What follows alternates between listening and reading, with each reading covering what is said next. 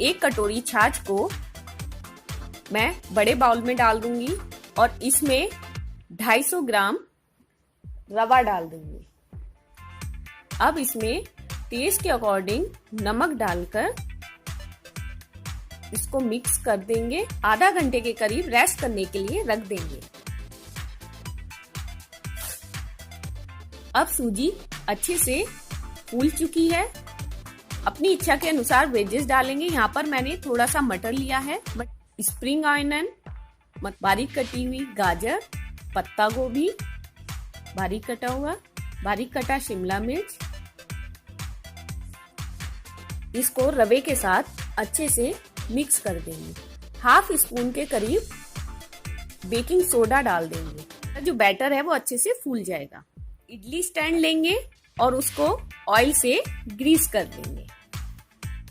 अब इस सांचे में हम इडली बैटर को डालते जाएंगे करके हम सांचे को रखते जाएंगे और करीब 15 मिनट के लिए मीडियम गैस पर पकने देंगे।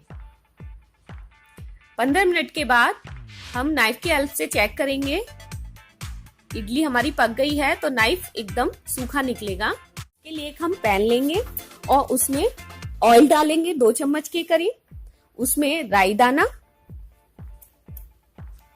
और बारीक कटा हुआ प्याज डाल देंगे। भुनना शुरू हो गया है। इसमें बारीक कटा हुआ हरी मिर्च और यहाँ पर मैंने 1 टमाटर का यूज किया है। आप अपने अकॉर्डिंग टमाटर यूज कर सकते हैं और उसको बारीक काट कर उसको भी कढ़ाई में डाल देंगे। इधर हम इडली को कट करेंगे। आप चाहे तो 2 पीस में कट कर सकते हैं, चाहे तो उसको 4 पीसेस में भी कट कर सकते हैं। इधर हमारा तड़का तैयार हो चुका है। जिसमें हमें फ्राई करना है उसमें हम हल्दी पाउडर और मिर्च पाउडर अपने अकॉर्डिंग डाल देंगे और कट किया हुआ इडली को डालकर उसको मसाले में मिक्स कर देंगे।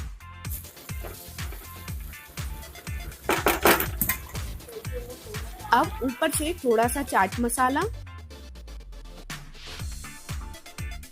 और बारीक कटा हुआ हरा धनिया,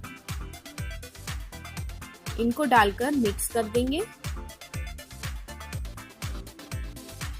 और ये फ्राइड इडली का ब्रेकफास्ट खाने के लिए रेडी है।